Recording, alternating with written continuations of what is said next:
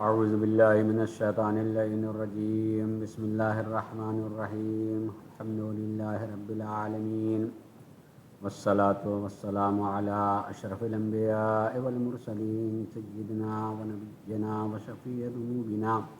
وحبيب قلوبنا وطبيب نفوسنا أبي القاسم محمد وعلى أهل بيته الطيبين الطاهرين المعصومين، ولعنة الله على أعدائهم أجمعين من يومنا هذا إلى يوم الدين. أما بعد، وقد قال الله سبحانه تبارك وتعالى في كتابه الكريم وهو أصدق القائلين وقوله الحق.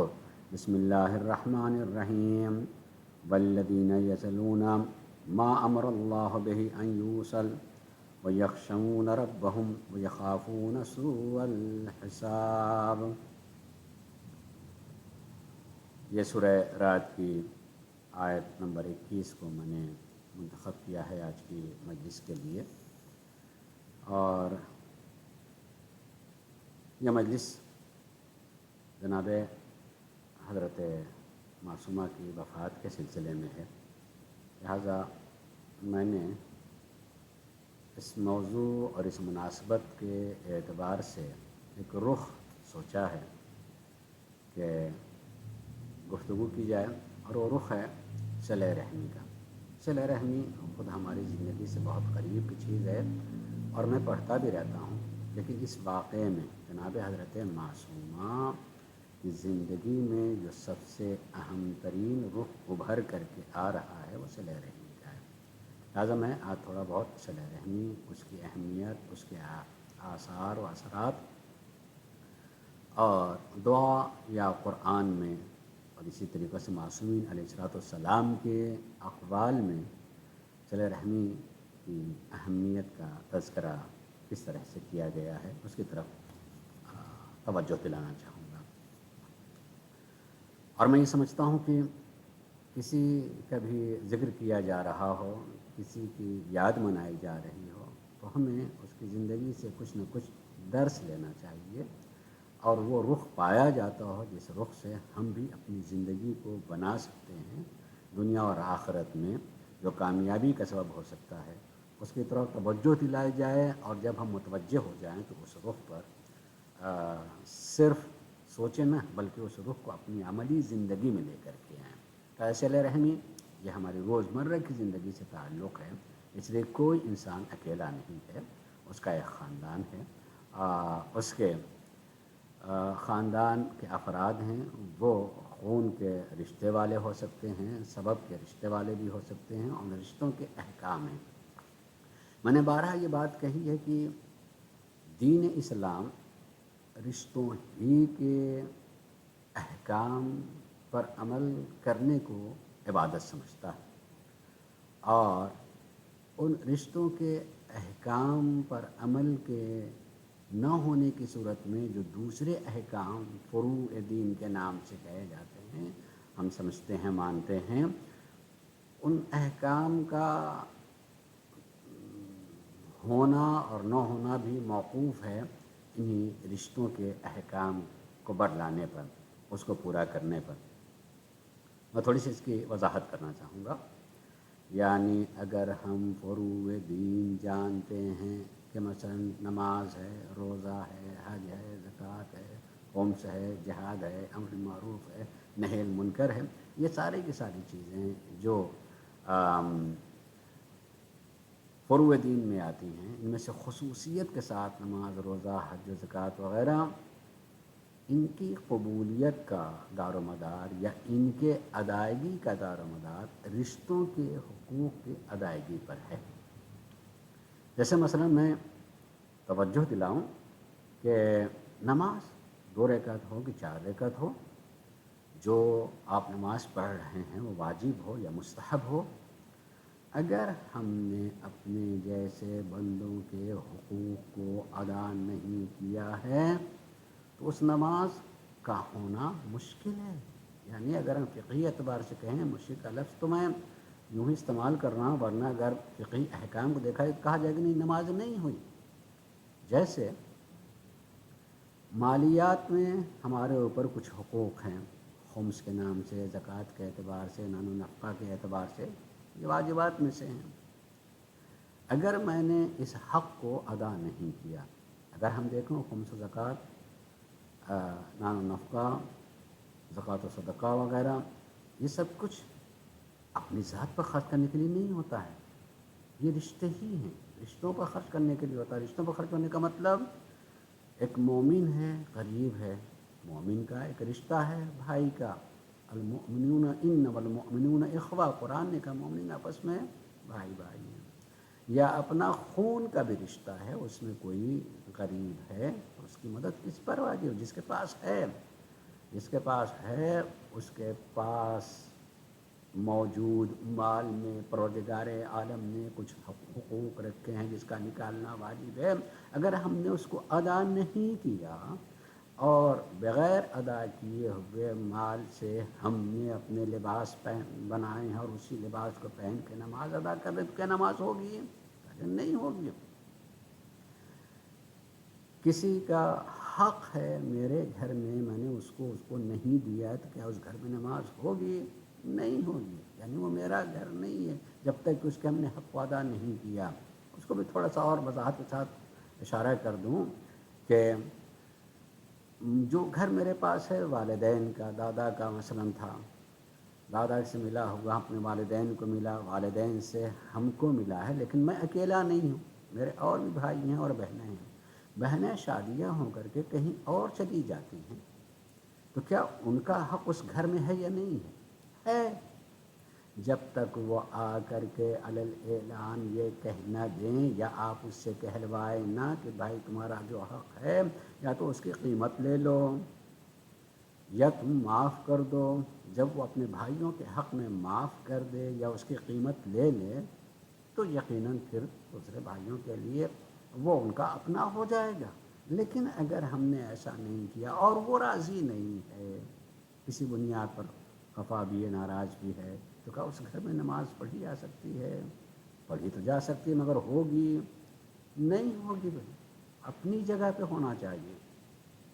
آدمی کہے گا کہ بھائی تو کیا اس میں میری اپنی جگہ بھی نہیں تھی، نماز پڑھنے کی جگہ بھی میری اپنی جگہ نہیں تھی؟ جب تک تقسیم نہ ہو جائے، ذرے ذرے میں سب کے سب شریک ہوتے ہیں، تقسیم ہو جائے یا اس کو ادا کر دیا جائے قیمت کی شکل میں، تب جو ہے اپنا ہوتا ہے۔ ظاہر میں مسائل اس وقت نہیں بیان کر رہا ہوں، حالانکہ اس کی طرف توجہ کی ضرورت ہے۔ رشتوں کے حقوق کو ادا کرنا اور اس کی ادائیگی پر تمام اپنے اعمال اور عبادات کا موقوف ہونا، یہ سامنے کی چیزیں ہیں، اس لیے اس کی طرف توجہ ہونی چاہیے۔ یہ سورہ رعد کی آیت نمبر جو 21 میں نے پڑھا، اس کو غور کریں کہ کس قدر تاکید کرتا ہے قرآن صلہ رحمی کا۔ والذین یصلون ما امر اللہ بہ ان یوصل، کہ وہ لوگ جو ان چیزوں کو جوڑے رکھتے ہیں جن کے جوڑے رکھنے کا حکم پروردگار عالم نے دیا ہے، جوڑ کے رکھتے ہیں اس رشتوں کو جن کے جوڑے رکھنے کا حکم پروردگار عالم نے دیا ہے۔ والذین یصلون ما امر اللہ بہ ان یوصل، اللہ تبارک و تعالیٰ نے جس کو جوڑ کے رکھنے کا حکم دیا ہے، جو لوگ اس رشتے کو جوڑ کر کے رکھتے ہیں، وَيَخْشَوْنَ رَبَّهُمْ، اور خشیت رب بھی رکھتے ہیں، یعنی ڈر بھی لگا رہتا ہے کہ کہیں اس میں ہم سے کمی نہ رہ جائے اور بے توجہی نہ ہو جائے، پورا کا پورا حق ادا ہو اور کہیں قطع تعلق نہ ہونے پائے۔ وَيَخَافُونَ سُوءَ الْحِسَابِ، کہ اگر ہم نے اس رشتے کو جوڑ کر کے نہیں رکھا تو ایک خوف اور ڈر ہے کہ ہمارا انجام صحیح نہیں ہوگا، سوء الحساب، عاقبت ہماری خراب ہو جائے گی۔ اس آیہ کریمہ کے ذیل میں چھٹے امام حضرت امام جعفر صادق علیہ السلام نے تفسیری اعتبار جو اشارہ فرمایا ہے، ایک فرمایا کہ یہاں بالکل پہلا اور سامنے کا جو اشارہ ہے وہ یہ کہ اپنے خون کے رشتوں کو جوڑ کے رکھنا ہے، کہ اللہ تبارک و تعالیٰ نے خون کے رشتے کو جوڑ کے رکھنے کا حکم دیا ہے اور اسے جوڑ کے رکھنا چاہیے، اور اگر ہم نے جوڑ کے نہیں رکھا ہے تو اس کے نتیجے میں ہماری عاقبت خراب ہو سکتی ہے، آخرت خراب ہو سکتی ہے۔ ہمارے ایمان کا حصہ ہے عاقبت، یعنی قیامت آئے گی، حساب و کتاب ہوگا، حساب و کتاب کے بعد ایک انجام سامنے آئے گا، انجام ہمارے حساب و کتاب پر موقوف ہوگا۔ دعا کرنا چاہیے اور اعمال بھی پہلے سے ایسے ہونے چاہیے کہ عاقبت ہماری بخیر ہو، ہمارا انجام جنت ہو، خدا نہ کردہ بری عاقبت ہماری نہ ہونے پائے۔ تو پہلے تعبیر اس آیت کی امام نے فرمائی کہ وصلہ رحمی، اپنے خون کے رشتے کو جوڑ کر کے رکھنا ہے،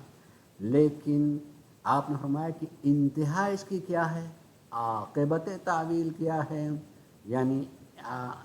آخری اور انتہائی تعویل اس آیت کی یہ ہے کہ ہم سے متصل رہنا، یعنی اہل بیت علیہ السلام سے دوری اختیار نہ کرنا، ان سے متصل رہنا، ان سے جڑے رہنا، یہ اور سچا اور حقیقت ہے کہ ہم اپنے خون کے رشتوں کو جوڑ کر کے رکھیں، اور رشتوں کو جوڑ کر کے رکھنے کے ساتھ ساتھ جو ہے اہل بیت علیہ السلام سے ہمارا رشتہ ایک لمحے کے لیے چھوٹنے نہ پڑے، بلکہ محبت اہل بیت ہی میں اپنے رشتوں کو بھی جوڑ کر کے رکھنا، محبت اہل بیت میں خصوصیت کے ساتھ جو ہے اپنے رشتوں کو جوڑ کر رکھنا، تمام رشتوں کو، مگر ان رشتوں میں خصوصیت سے خون کے رشتے کو جوڑ کر کے رکھنا۔ یہ اگر یہ ہم ان رشتوں کو جوڑ کر رکھیں گے، دنیا میں بھی اس کی برکت ہوتی ہے اور یقیناً آخرت میں بھی اس کی برکت ہے۔ ذرا غور کیجیے گا، ایک آدھ حدیث کو میں آپ کے سامنے پیش کر رہا ہوں اور اس پر غور کیجیے گا، مجلسیں بھولنے کے لیے نہیں، بلکہ اگر کسی کی یاد آپ بنا رہے ہیں تو اس یاد کے ساتھ ساتھ اگر کچھ چیزیں ذہن میں رہ جائیں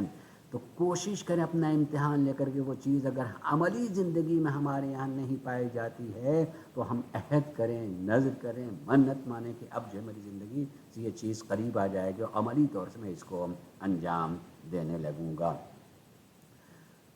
اگر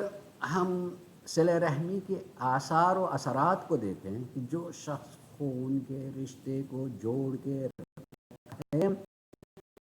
کیا نمایاں ہوتے ہیں، یعنی اس کے فوائد دنیا میں کیا حاصل ہوتے ہیں، دنیا سے لے کر کے آخرت تک۔ میں نے بہت ساری احادیث مطالعہ کی، اس کی تلخیص کو میں پیش کر رہا ہوں کہ جو جو چیزیں احادیث میں معصومین علیہ السلام نے پیش کی ہے کہ صلہ رحمی کے نتیجے میں، خون کے رشتے کو جوڑ کر کے رکھنے والے کے نتیجے میں جو کچھ حاصل ہوتا ہے وہ دنیا میں بھی ہو سکتا ہے، اور اس کے اثرات آخرت تک کے لیے کہ کیا کیا چیزیں حاصل ہوں گی۔ میں نے اس کی تلخیص کی ہے تو وہ نکلتا یہ ہے کہ اگر کوئی شخص جو ہے رشتوں کو جوڑ کر کے رکھے تو ایک یہ ہے کہ عمل پاک و پاکیزہ ہوتا ہے، کسی کا کوئی عمل قابل قبول ہونے کے لیے پاک و پاکیزہ عمل ہونا چاہیے۔ صلہ رحمی کے نتیجے میں طہارت عمل بھی حاصل ہوتی ہے، یعنی خالص عمل ہوتا ہے، مخلص اس کو عمل کہا جائے گا۔ دوسرا اس کا اثر یہ بیان کیا، تکثیر اموال، یعنی آپ کے رزق میں برکت ہوتی ہے، اگر اللہ نے جو کچھ آپ کو رزق کے دور پر دیا ہے اس میں برکت بھی حاصل ہوتی ہے صلہ رحمی کے نتیجے میں۔ اور تیسری چیز جو بیان کی گئی ہے دفع بلا، کوئی مصیبت آنے والی ہوتی ہے صلہ رحمی کے نتیجے میں، وہ آنے والی مصیبت ٹل جایا کرتی ہے صلہ رحمی کے نتیجے میں۔ اور چوتھی چیز بیان کی گئی ہے اور وہ ہے کہ قیامت کے دن آپ کے حساب و کتاب میں آسانی ہوگی، یعنی اللہ تبارک و تعالیٰ اس صلہ رحمی کی جزا یہ دے گا کہ جو سختی پوچھ گچھ میں ہونے والی ہے، حساب و کتاب میں والی، اس سختی سے آدمی محفوظ ہو جائے گا۔ اور اس کے ساتھ پانچویں چیز یہ ہے جو بیان کی گئی ہے کہ صلہ رحمی کے نتیجے میں انسان کی عمر میں اضافہ ہوتا ہے، یعنی انسان کی عمر میں کے بڑھنے کا سبب بنتا ہے صلہ رحمی۔ انسان اپنے خون کے رشتے کو جوڑ کر کے رکھے تو اس کے نتیجے میں عمر بھی بڑھتی ہے، اور عمر بھی بڑھنے کا وہ مطلب جس عمر کے طولانی ہونے کی بنیاد پر مصیبت بن جائے، عمر نہیں، صحت و سلامتی کے ساتھ میں جو ہے طویل عمر ملتی ہے۔ اور اسی کے ساتھ ساتھ چھٹی چیز جو بیان کی گئی ہے وہ ہے کہ انسان کے اخلاقیات اچھے ہونے لگتے ہیں. بھائی دیکھیے صلہ رحمی یعنی خون کے رشتے کو جوڑ کر کے رکھنا. جڑتا ہے آدمی اسی وقت جب اس میں حسن اخلاق اور حسن اخلاقی ہی سبب بنتا ہے جوڑنے کا. تو جتنا جتنا جوڑ کے رکھے گا اس کے اخلاقیات بھی اچھے ہوتے چلے جائیں گے. اور ساتویں چیز کو بیان کیا ہے کہ جو اس کے اثرات ہیں صلہ رحمی کے، وہ سخاوت. انسان کا ہاتھ کھلا ہو جاتا ہے، وہ اس کو مٹھی بند نہیں ہوتی ہے، اس کو یقین بڑھتا جاتا ہے کہ جو کچھ دیا جاتا ہے اللہ اس سے زیادہ عطا بھی کرتا ہے، اور عملی طور پر سامنے تو سخاوت اس میں پیدا ہوتی ہے. اور آٹھویں چیز کے بارے میں کہ انسان کی روح پاکیزہ ہوتی، انسان اندر سے اچھا ہونے لگتا ہے صلہ رحمی کے نتیجے میں. اور نویں چیز یہ کہ گناہ سے حفاظت کا بھی ذریعہ ہوتا ہے.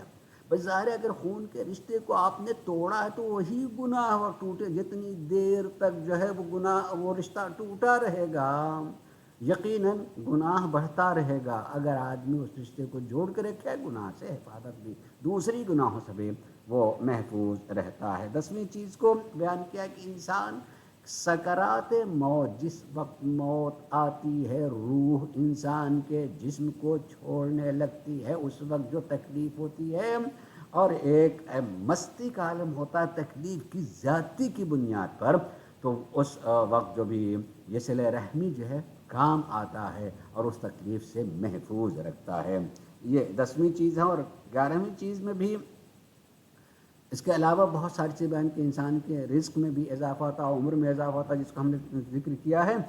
ان کے علاوہ نہ جانے کتنی چیزوں کو انسان کے اعمال میں جو قیامت کے دن تولا جائے گا اس کو وزنی بنانے والا بھی ہوگا. یہ سرکار نبی کریم علیہ الصلوۃ والسلام ارشاد فرماتے ہیں، آپ کا ایک قول ہے، آپ ارشاد فرماتے ہیں کہ اتقوا اللہ وصلوا ارحامکم، تمہارے جو خون کے رشتے ہیں ان کو جوڑ کے رکھو، ان کو جوڑ کر کے رکھو. تقوی الہی ہے، میں بارہا ہی بات کی تقوی الہی اختیار کرنا یعنی یہ جانو کہ تمہیں اللہ دیکھ رہا ہے، تم چاہے اسے نہیں دیکھ رہے ہو مگر اللہ تمہیں دیکھ رہا ہے جو تم کر رہے ہو. تقوی الہی اختیار کرو کہ میں اللہ کے سامنے ہی کام کر رہا ہوں،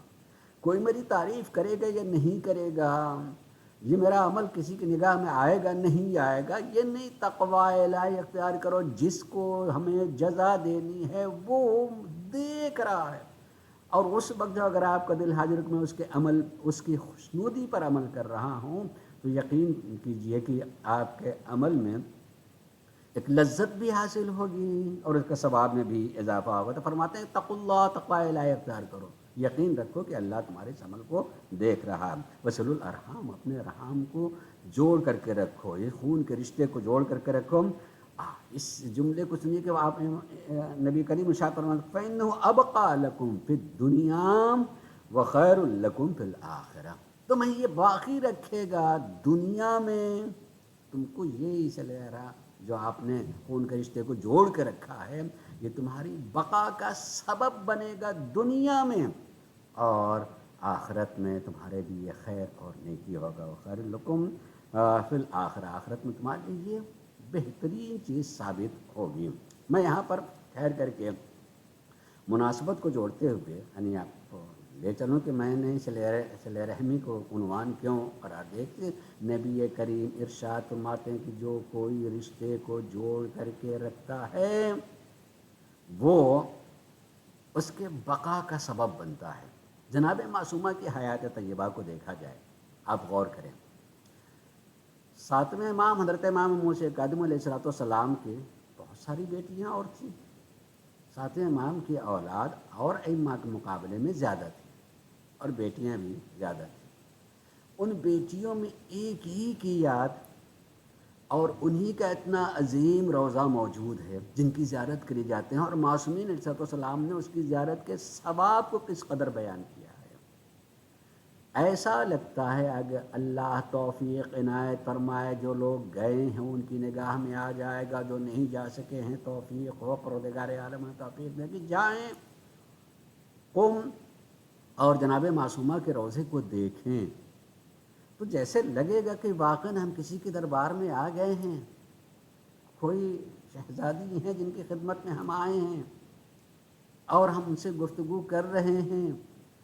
یہ اس حدیث کی تعبیر نظر آتی ہے کہ نبی کریم نے فرمایا کہ اگر صلہ رحمی کوئی کرے گا تو باقی رہے گا، یہ صلہ رحمی اس کو باقی رکھے گا دنیا میں۔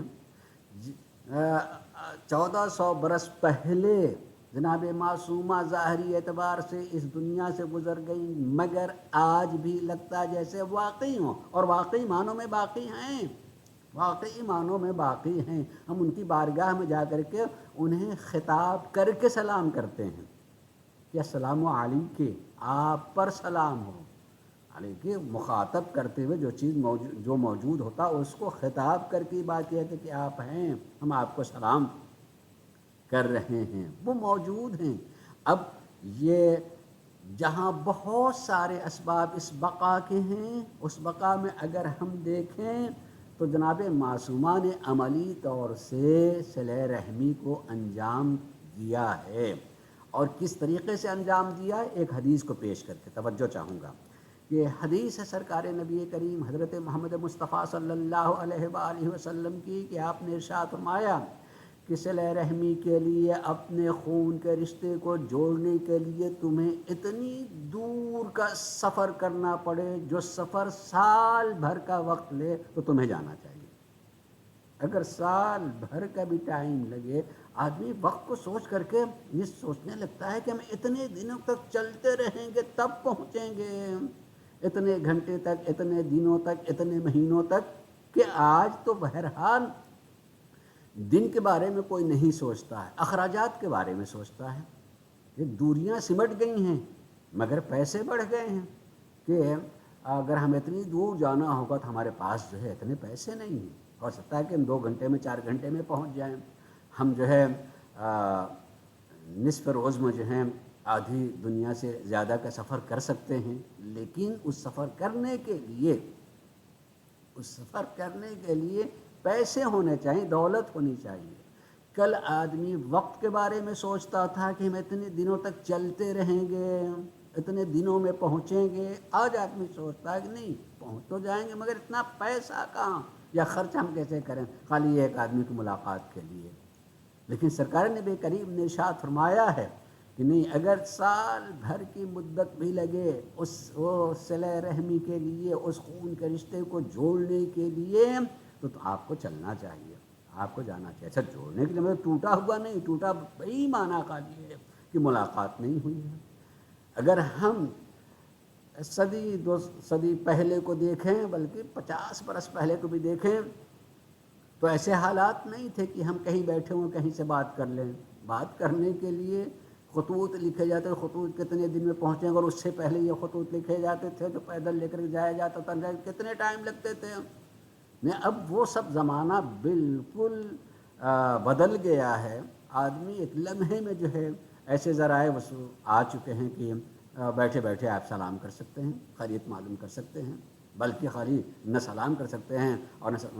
خیریت معلوم کر، بلکہ ایک دوسرے کو دیکھ بھی سکتے ہیں۔ مشین ہی کے ذریعے سے ایسے جو ہے سائنسی ترقیاں ہو چکی ہیں کہ آدمی کہیں دنیا کنارے میں بیٹھا ہوا ہے، ہم کہیں ہیں، اور ایک لمحے میں ایک دوسرے کو دیکھ بھی سکتے ہیں، بات بھی سکتے ہیں، سب کچھ کر سکتے ہیں۔ لیکن اس دور کے اعتبار سے اور آج بھی ایسے حالات پیدا ہو جائیں تو صلہ رحمی اتنی عظیم چیز ہے کہ اس کے لیے کہا کہ اگر اتنا خرچ یا اتنا ٹائم لگے تب بھی اس کے لیے جانا چاہیے ہمیں۔ اب اگر ہم جناب معصومہ علیہ السلام کی حیات طیبہ کو دیکھیں تو سب سے اہم ترین چیز سامنے آتی ہے وہ یہی تو ہے کہ آپ اپنے بھائی کی زیارت کے لیے، ملنے کے لیے مدینے سے نکل پڑی ہیں۔ نکل پڑی ہیں، کیا کوئی دنیا کی دولت یا کوئی شہرت، کچھ نہیں۔ اگر آپ غور کریں گے تو اس کا نتیجہ یہی نکلے گا کہ بہن ہے، بہن بھائی سے ملنا چاہتی ہے۔ بہت سارے رشتے ہوتے ہیں عزیزوں، ان رشتوں میں جو ہے ایک عظیم رشتہ بہن بھائی کا ہوتا ہے، اور یہ ایک عجیب سا رشتہ ہوتا ہے۔ بہن بھائی کا رشتہ ایک عجیب سا رشتہ ہوتا ہے، کیونکہ ایک کیفیت اور جگہ وہ آتی ہے کہ جہاں ایک بہن ایک عمر گزرنے کے بعد اگر رشتہ ازدواج میں منسلک ہو جائے تو اس کا گھر بس جاتا ہے، وہ اپنے گھر کی ہوتی ہے۔ بھائی نے اپنی شادی بیاہ کر لیا، وہ اپنی جگہ الگ ہے، لیکن اگر جب تک شادی نہیں ہوئی ہے اس وقت تک کے جذبات اور شادی کے ہو جانے کے جذبات میں فرق آ جاتے ہیں، مگر بھائی بہن کا جو رشتہ محبت کا ہوتا ہے یقیناً اس میں کمی نہیں آتی ہے، اور رشتہ ہوتا ہے اگر احکام دین سامنے ہوں تو بڑھتی ہیں محبتیں۔ کسی شادی کے بعد اگر اللہ تبارک و تعالیٰ نے اس کو نعمت اولاد سے نوازا ہے، ظاہر محبتوں کا اکثر حصہ جو ہے اپنی اولاد کی طرف چلا جاتا ہے اور وہ مصروف بھی ہو جاتی ہے، لیکن اگر دین کے احکام سامنے ہوں تو اس محبت میں کہیں سے کمی نہیں آتی ہے۔ بہن بھائی کو بہت چاہتی ہے، اور چاہنے کے لیے پھر میں ایک بہن اور بھائی کا جو ہے ذکر اور بھی کروں گا کہ جیسے یہاں 8ویں امام اور جناب معصومہ بہن بھائی معصومہ مدینے میں ہیں، اور امام کو ولی عہد بنا کر کے کہاں خراسان میں مشہد میں موجود ہیں۔ خود آدمی سوچے کہ یہ فریضہ خود امام کے لیے بھی تھا کہ وہ اپنے بہن بھائی سے ملاقات کے لیے آئیں، لیکن امام کا نہ جانا اور بہن کا نکل کر کے آنا، خود حالات بتا رہے ہیں کہ وہ مجبور ہیں، وہ نہیں آ سکتے ہیں۔ ان کو تو وہاں سے نکالنے ہی کے لیے ولایت دے دی، ولایت عہدی دے دی گئی ہے۔ ظاہر یہ رخ نہیں بیان کرنے کا، مگر سوچیں آپ کہ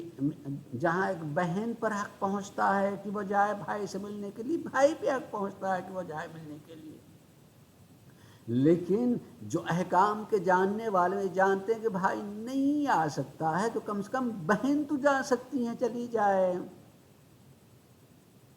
ان کی زندگی کا مسئلہ یہ کہ ان کو گھیر رکھا گیا ہے، ان کو دور کیا گیا ہے، اور اس طریقے سے سامنے سے قتل نہیں کیا جا سکتا ہے تو کم سے کم دوسرے لوگوں سے ملنے ملانے کے سے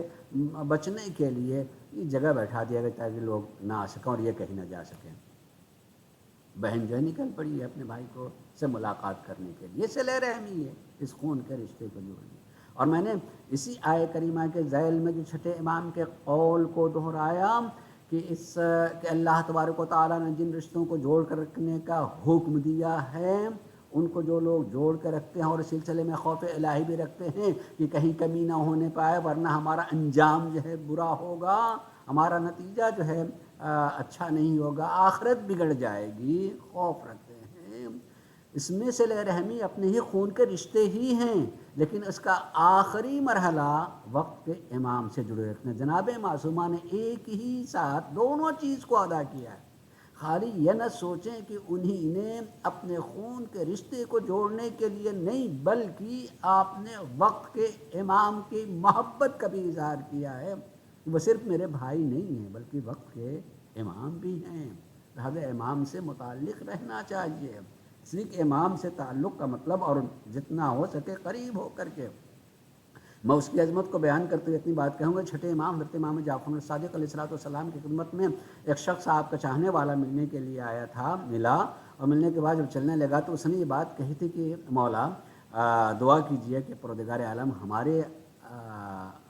حق ہمارے لیے جو ہے جنت نصیب فرمائے۔ امام نے اس کا جواب دیا نہیں، تم جنت میں ہو۔ اس کو حیرت ہوئی،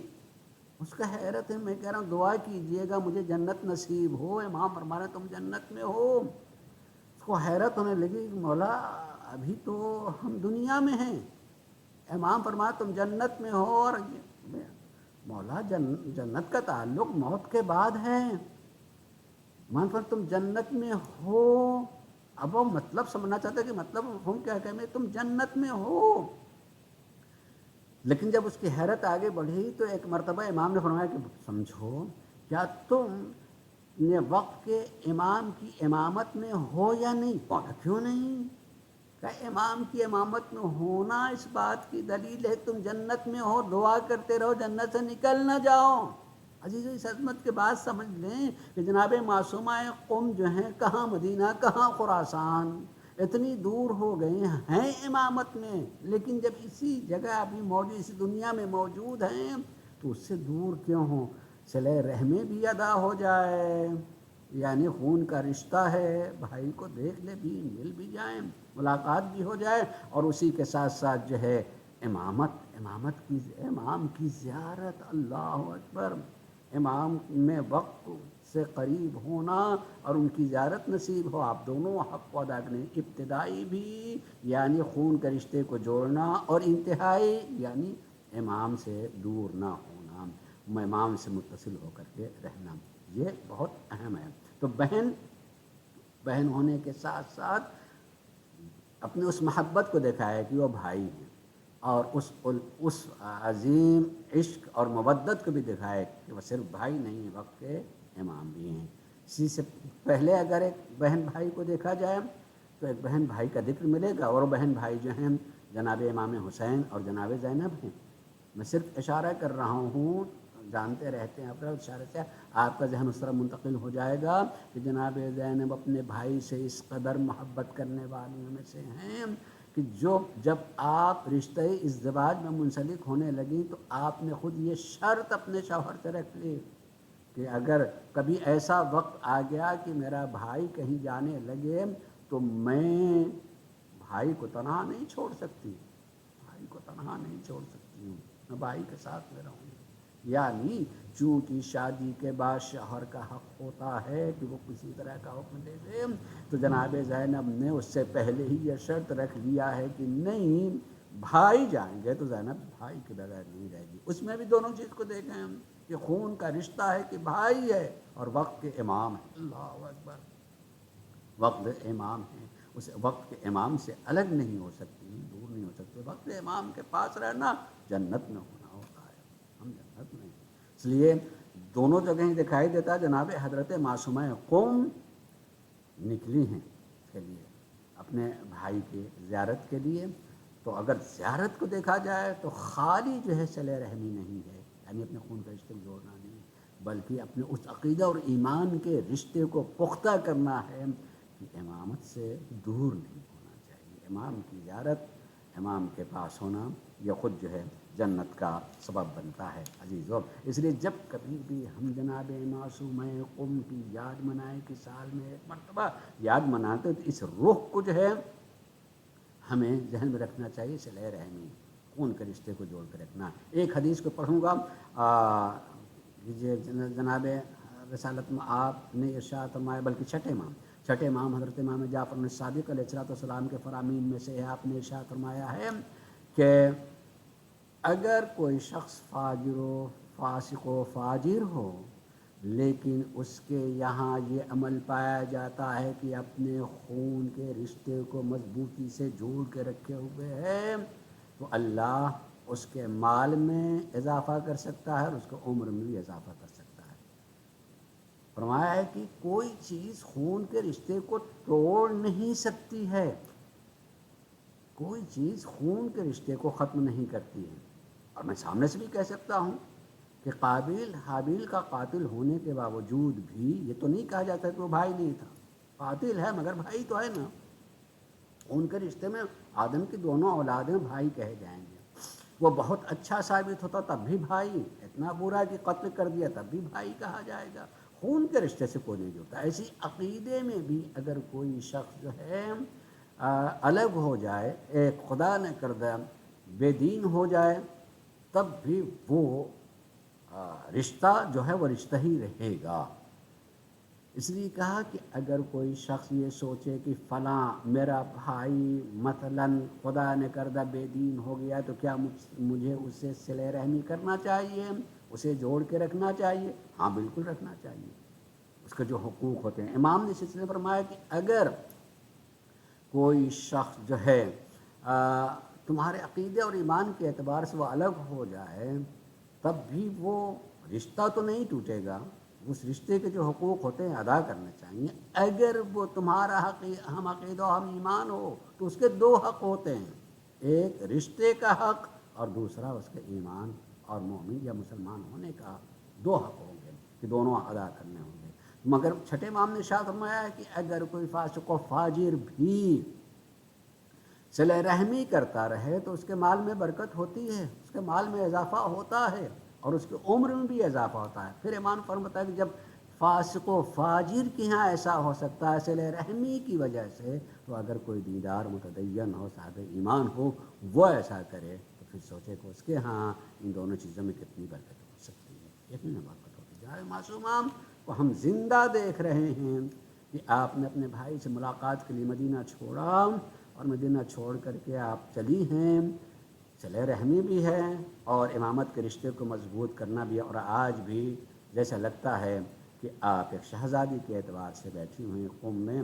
اور کتنے لوگوں کی فریاد کو سن رہی ہیں۔ لوگ جاتے ہیں وہاں عزت پاتے ہیں، یقیناً عزت پاتے ہیں، اپنی فریاد کرتے ہیں، اور فریاد کے ساتھ ساتھ خالی زیارت کے لیے جو ثواب بیان کیا معصوم علیہ السلام نے جانے والا اس ثواب کو بھی حاصل کرتا ہے۔ لیکن ایک معصوم عام اپنے بھائی سے ملاقات کے لیے نکلی تو مگر مل تو نہیں سکے گا، اتنی تکلیفیں برداشت کی۔ مدینہ اور خراسان کا بڑا راستہ تھا، نبی نے فرمایا کہ اتنا طولانی بھی راستہ ہو تب بھی چلنا چاہیے، کم سے کم وہ سال بھر کا تو راستہ نہیں تھا، ٹھیک مہینوں کا راستہ یقیناً تھا کہ مدینہ سے چل کر کے اس زمانے کی سواری کے ذریعے سے میں 1 ماہ لگ سکتے ہیں۔ آپ چلی لیکن آپ پہنچ نہیں سکی، بھائی کو دیکھ نہیں پائیں مگر جو اپنی جتنی وسعت و طاقت تھی اس کو اس راہ میں صرف کیا اور اسی راہ میں اس دنیا کو چھوڑ دیا، تو اللہ تبارک و تعالیٰ نے ان کو جزا بھی دی کہ نہیں ہم تمہیں باقی رکھیں گے، اور یقیناً باقی رکھا ہے۔ ہم روتے ہیں اور روئیں گے اس لیے کہ ایک بہن تھی، بھائی کے لیے نکلی مگر بھائی سے ملاقات نہیں کر سکی، مل نہیں پائیں اور اس دنیا سے چلی گئیں، رخصت ہو گئی ہیں۔ اللہ ایک بہن اپنے بھائی سے مل نہیں پائیں، اور ہم ذکر کرتے ہیں تو روتے ہیں اور گریہ کرتے ہیں کہ کتنی تمنا اور کتنی آرزوؤں کے ساتھ میں چلی تھی مگر بھائی سے ملاقات نہیں ہو پائیں، بلکہ پہنچنے سے پہلے ہی اس دنیا سے رخصت ہو گئی ہیں۔ اللہ نے ان کو عزت و شرف دیا۔ اتنی کہوں گا کہ ہاں سفر کے سختیاں ضرور برداشت کی ہیں مگر اے معصومہ آپ کو پیاسا نہیں رکھا گیا تھا، آپ کو قید نہیں کیا گیا تھا نا، آپ کو آپ کے گھر دروازے پر کسی طرح کی مصیبت اور مشکل نہیں آئی تھی، مگر کربلا والی بہن کو دیکھا جائے وہ بھی اپنے بھائی سے ملنا چاہتی تھیں، اور قریب بلکہ میں نے پڑھا ہے روایت میں ہے اس طریقے سے کہ جب بہت دیر ہو گئی، امام حسین علیہ السلام میدان میں گئے اور ابھی واپس نہیں، دیر ہو گئی، تو شہزادیوں سے ایک مرتبہ کہا جناب زینب نے کہ تھوڑا دیر انتظار کروں، میں دیکھوں تو میرا بھیا کہاں اور کس عالم میں ہے۔ اور جب خیمے سے نکل کر کے آپ جو ہیں میدان کی طرف آئی ہیں تو تھوڑی سی جب طلعہ زینبیہ پر آ کر کے کھڑی ہوئی ہیں اور کھڑے ہو کر کے دیکھا تو سجدے میں سر رکھا ہوا ہے، آواز دی ارے بھیا زینب پکار رہی ہے، میرے ماں جائے، آواز نہیں آئی مگر ایک مرتبہ کہا اے میری ماں فاطمہ کے لال، اور یہ بھی آپ نے اس رشتے سے پکارا، سر اٹھایا امام حسین نے اور آواز دی زینب واپس چلی جاؤ، آپ واپس گئی ہیں۔ لیکن میں اس وقت کو ضرور کہوں گا کہ جب امام شہید ہو گئے ہیں، سارے خیموں میں آگ لگ گئی ہے، اور آگ بجھنے کے بعد جب جناب زینب جو ہیں ایک مرتبہ خیمے کے آس پاس بیٹھی ہیں، بچوں کو دیکھ رہی ہیں، ایک مرتبہ جناب حضرت فضہ نے آ کر کے کہا شہزادی ایک بری خبر سن کر کے آئی ہوں، اور جیسے ہی کہا فضہ کون سی بڑی اور بری خبر ہو سکتی ہے، ارے میرا ماجایا مارا گیا، میرا علی اکبر مارا گیا، میرا قاسم مارا گیا، میرا اصغر مارا گیا، اب کون سی بڑی خبر اس سے بڑی ہو سکتی ہے؟ کہا نہیں شہزادی ہے، کہا بیان کر دو، کہا اپنے جگر کو سنبھالے، ایک مرتبہ کہانی بیان کر دو، کہا میں ابھی دیکھ کر کے آ رہی ہوں، سن کر کے آ رہی ہوں کہ ظالمین کہتے ہیں کہ گھوڑوں کی نال بندی کی جائے، جنازوں کو پامال کیا جائے، رے سننا تھا۔ زینب بے چین ہو کر کے کھڑی ہوئی، دوڑ کے میدان کی طرف گئیں، کیا دیکھا سارے جنازے الگ کر دیے گئے، ایک حسین کا جنازہ میدان میں، اور جناب زینب کے سامنے، اور ادھر کے گھوڑے ادھر اور ادھر کے گھوڑے ادھر دوڑا دیے گئے۔ ایک بہن بھائی کے جنازے کو اس طریقے سے دیکھ رہی ہیں، دیکھ کے فریاد کا کیا بھیا کتنی مجبور بہن ہے کہ تمہیں بچا بھی نہیں سکتی۔ الا لعنۃ اللہ علی القوم الظالمین سیعلم الذین ظلموا أی منقلب ینقلبون.